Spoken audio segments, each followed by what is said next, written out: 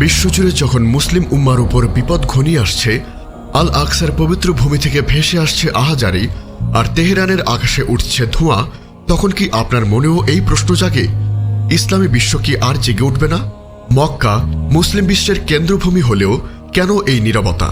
Islamic সহযোগী সংস্থা OIC এর নিষ্ক্রিয়তা এই মুসলিম রাষ্ট্রগুলোর মুখে প্রতিবাদ জানিয়েও ভেতরে ভেতরে নীরব থাকা কি কেবল রাজনৈতিক চাল, নাকি কিয়ামতের আগে এক ভয়ঙ্কর নিদর্শন যেখানে উম্মাহ নিঃশব্দ আর শত্রুরা সক্রিয়? আজকের আলোচনা আমরা এই কঠিন বাস্তবতার গভীরে প্রবেশ করব এবং এমন পরিস্থিতিতে একজন মুসলিমের করণীয় কি তা নিয়ে আলাপ করব। আসসালামু আলাইকুম রহমতুল্লাহ। আপনারা দেখছেন উম্মা কণ্ঠ, যেখানে আমরা ইসলামের সমৃদ্ধ ইতিহাস ও জীবনের গভীর শিক্ষাকে আপনার হৃদয়ে পৌঁছে দেওয়ার চেষ্টা করি, যেন প্রতিটি আত্মার প্রশান্তি খুঁজে পায়। আপনার ইমানের জীবনকে কি আরও সমৃদ্ধ করতে চান? তাহলে আমাদের ব্লগে অনুপ্রেরণামূলক প্রবন্ধ পড়ুন, শুনুন হৃদয়ছোঁয়া অডিও এবং আপনার জীবনের প্রতিটি প্রশ্নের ইসলামিক সমাধান খুঁজে নিন। আজই ভিজিট করুন আমাদের ওয়েবসাইট www.umma.com। আজ আমরা এমন এক সংবেদনশীল এবং জরুরি বিষয় নিয়ে কথা বলবো যা প্রতিটি মুসলিমের হৃদয়কে নাড়া দেয়। ইসলামী বিশ্ব কি আর জেগে উঠবে না? যখন এক পাশে আল আকসা কাঁদে, আরেক পাশে তেহরান পড়ে, তখন মক্কা নীরব কেন? এই প্রশ্নটি কেবল মুসলিম উম্মার বর্তমান দুর্বলতার চিত্র তুলে ধরে না, বরং এর পেছনে লুকিয়ে থাকা গভীর সংকট এবং ভবিষ্যৎ নিয়ে আশঙ্কাও ইঙ্গিত করে। মধ্যপ্রাচ্যের চলমান সংঘাত, বিশেষ করে ফিলিস্তিনের আল আকসা মসজিদকে কেন্দ্র করে ইসরায়েলের অব্যাহত আগ্রাসন এবং সাম্প্রতিক সময় ইরানের তেহরানে হামলার ঘটনা, এগুলো সবই মুসলিম বিশ্বের জন্য চরম উদ্বেগজনক কারণ। আন্তর্জাতিক সংবাদ মাধ্যম প্রতিনিয়ত এই অঞ্চলের অস্থিরতা নিয়ে প্রতিবেদন প্রকাশ করে যাচ্ছে।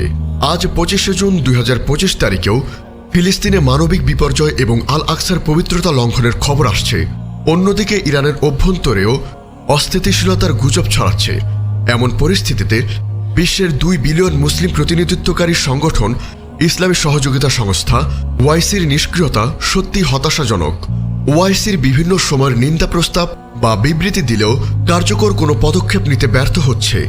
এই নিষ্ক্রিয়তা মুসলিম উম্মার মধ্যে চরম হতাশা বাড়াচ্ছে এবং শত্রুদের আরও সক্রিয় হওয়ার সুযোগ করে দিচ্ছে। মুসলিম রাষ্ট্রগুলোর বর্তমান ভূমিকাও গভীর প্রশ্ন তৈরি করছে। মুখে তারা ফিলিস্তিন বা অন্যান্য মুসলিম দেশের প্রতি সংহতি প্রকাশ করলেও ভেতরে ভেতরে তাদের নীরবতা বা কোনো কার্যকর পদক্ষেপ না নেওয়া এক ধরনের ভণ্ডামি হিসেবে বিবেচিত হচ্ছে। অনেক মুসলিম রাষ্ট্র তাদের নিজস্ব রাজনৈতিক ও অর্থনৈতিক স্বার্থকে উম্মার ঐক্যের চেয়ে বেশি গুরুত্ব দিচ্ছে। বিভিন্ন সামরিক বিশ্লেষকদের মতে এই রাষ্ট্রগুলো পরাশক্তিগুলোর প্রভাব বলয়ে আটকে আছে এবং নিজেদের মধ্যে বিভেদের কারণে ঐক্যবদ্ধ হতে পারছে না। এর ফলে মুসলিম বিশ্বের কেন্দ্রভূমি যেমন মক্কা, যেখানে সকল মুসলিমদের হৃদয়ে একত্রিত হওয়ার কথা, সেখানেও এক ধরনের নীরবতা পরিলক্ষিত হচ্ছে। এই নীরবতা মুসলিম উম্মার সম্মিলিত শক্তির অভাবকে তুলে ধরে। পরিস্থিতি কি কিয়ামতের আগের নিদর্শনগুলোর একটি, যেখানে উম্মা নিঃশব্দ আর শত্রুরা সক্রিয়? হাদিসে বর্ণিত আছে যে কিয়ামতের পূর্বে এমন একটি সময় আসবে যখন ফিতনা ফ্যাসাদ ছড়িয়ে পড়বে, মুসলিম উম্মাহ দুর্বল হয়ে পড়বে এবং শত্রুরা তাদের উপর প্রভাব বিস্তার করবে। রাসূল সাল্লাল্লাহু আলাইহি ওয়াসাল্লাম মুসলিমদেরকে শেষ জামানার এই ফিতনাগুলো থেকে সতর্ক থাকতে বলেছেন।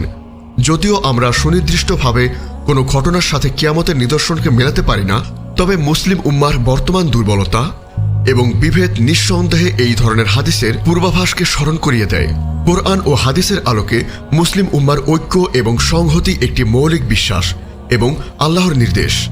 আল্লাহ তাআলা পবিত্র কুরআনে মুসলিমদের ঐক্যবদ্ধ থাকতে এবং বিভেদ থেকে দূরে থাকতে নির্দেশ করেছেন। আল্লাহ বলেন, তোমরা আল্লাহর রজ্জুকে দৃঢ়ভাবে ধারণ করো এবং বিচ্ছিন্ন হও না। সূরা আল ইমরান আয়াত 103। এই আয়াত মুসলিম উম্মার ঐক্যের গুরুত্ব স্পষ্ট করে। রাসূল সাল্লাল্লাহু আলাইহি ওয়াসাল্লামও মুসলিমদেরকে একটি দেহের মতো হওয়ার কথা বলেছেন, যেখানে এক অংশের কষ্ট সমগ্র দেহের কষ্ট বোঝায়। রাসূল সাল্লাল্লাহু আলাইহি ওয়াসাল্লাম বলেছেন, মুমিনরা যেন এক দেহ।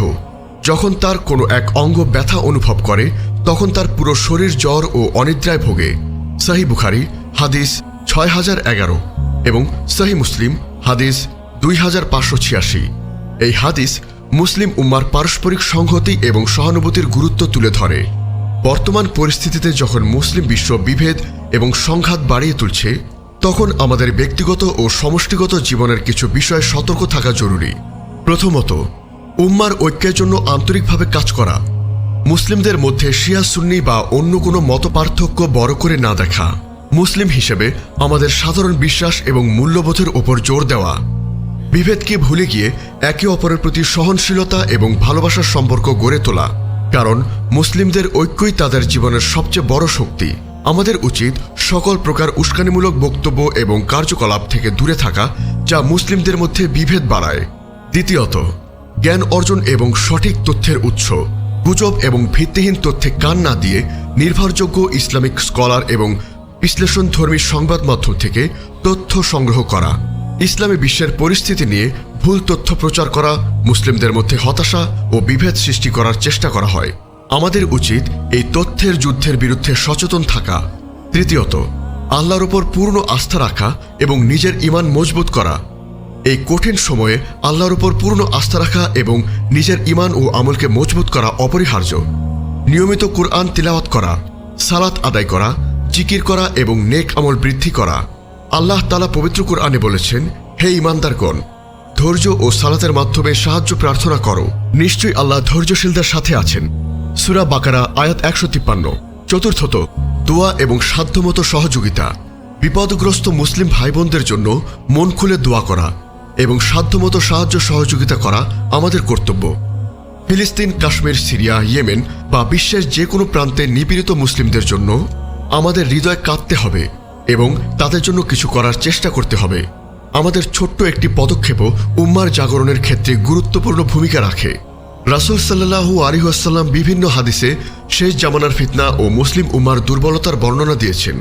তিনি আমাদের ঈমানের উপর অবিচল থাকতে বলেছেন এবং দ্বীনের পথে দৃঢ় থাকতে উৎসাহিত করেছেন।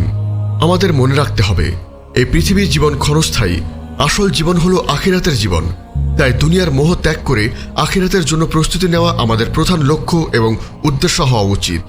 রাসূল সাল্লাল্লাহু আলাইহি ওয়াসাল্লাম বলেছেন, দুনিয়া মুমিনদের জন্য কারাবাস এবং কাফিরের জন্য জান্নাত। সহিহ মুসলিম হাদিস 2965।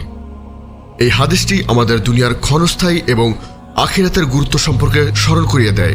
আসুন আমরা সবাই মিলে আল্লাহর কাছে দোয়া করি যেন তিনি মুসলিম উম্মাকে সকল প্রকার বিভেদ ও সংঘাত থেকে রক্ষা করেন এবং তাদের মধ্যে ঐক্য ও সংহতি স্থাপন করেন। আল্লাহ তাআলা যেন আমাদের শত্রুদের ফাঁদ থেকে রক্ষা করেন এবং সঠিক পথে পরিচালিত করেন। মুসলিম উম্মাহ যেন আবার তাদের হারানো গৌরব ফিরে পায় এবং আল্লাহর দ্বীনের জন্য ঐক্যবদ্ধভাবে কাজ করতে পারে। আমিন।